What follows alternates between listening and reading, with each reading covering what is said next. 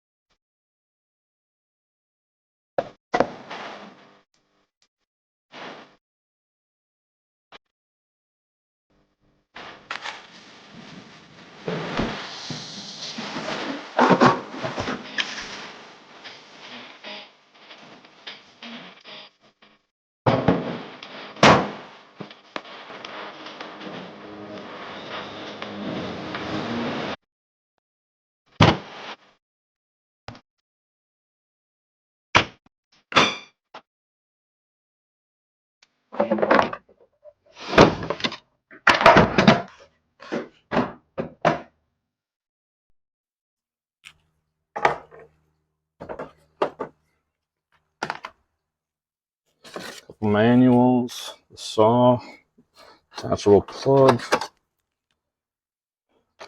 Figure out what that is. Some other components here. I don't have much experience with Festool, so this is going to be... So as I was saying, I don't really have a lot of experience with Festool. This is my first one, and I've never had to read a manual for a tool, especially a hand tool, but this one was a little intimidating. This I found out is a splinter guard that goes in here, and I thought you would have to remove this hex nut because I couldn't figure out if this attaches here or what. The instructions just say attach this with this wing nut, but then I did find out this just slides out. That's just a viewing shield to kind of keep the dust in when using dust extraction. Then this slides up in there, and then the knob goes on there. What's kind of cool in the sustainer, that's where the green piece, the splinter guard was, but this viewing window actually fits in there too. So if you have that on, that'll just store right in there.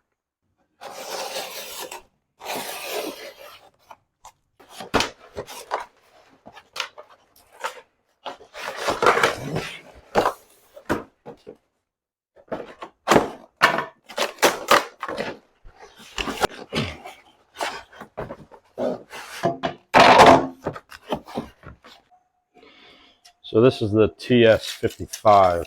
Came with a 55-inch track, and yep, that's 55 inches. Looked a little short coming out of the box.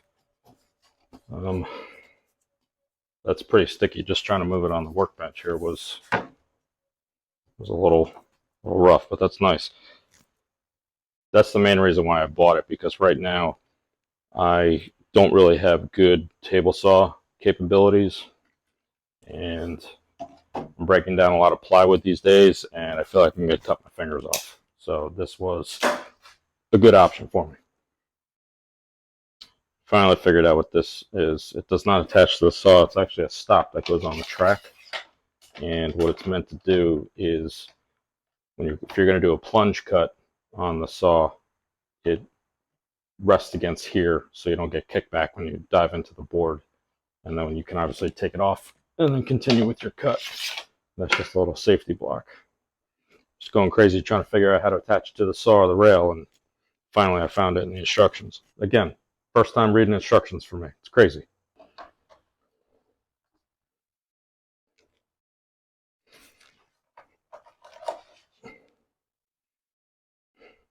This is the moment I feel like I'm going to mess up an $800 tool.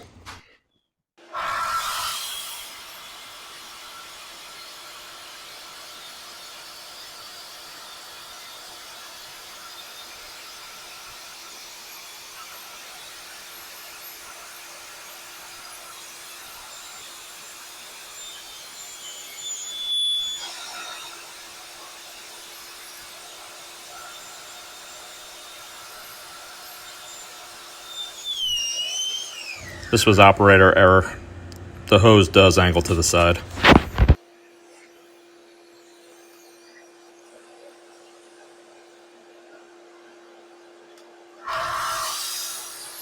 The audio is terrible here. I apologize. I think it's my microphone. The saw is definitely not this loud, and it wasn't this irritating in real life.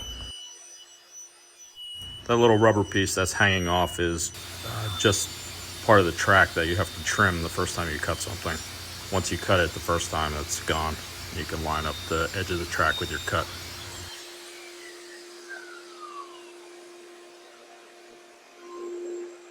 I have never seriously cut anything as nice as that. That experience was probably the best thing I've ever done. And I'm not just loving on Festool. I mean, there's a reason why people spend a fortune and love these things. That was incredible.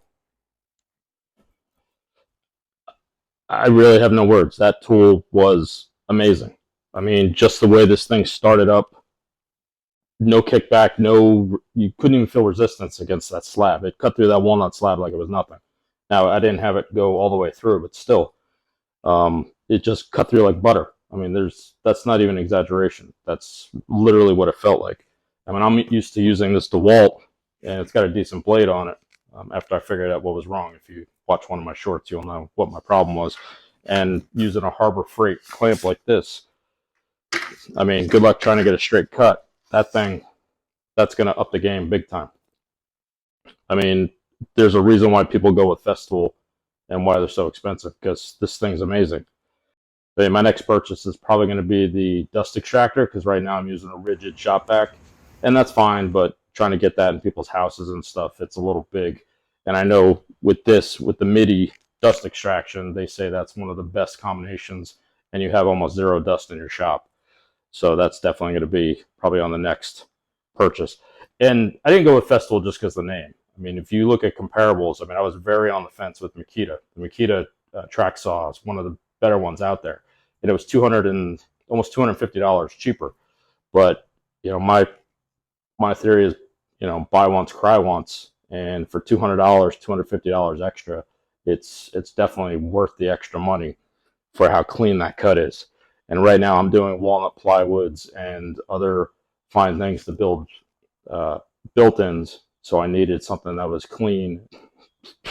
I really am so impressed with that thing. I've never been impressed by a tool that much, and that's amazing. And again, not trying to be a Festool fanboy. I mean, there's enough of those out there. I didn't buy it just because of the name.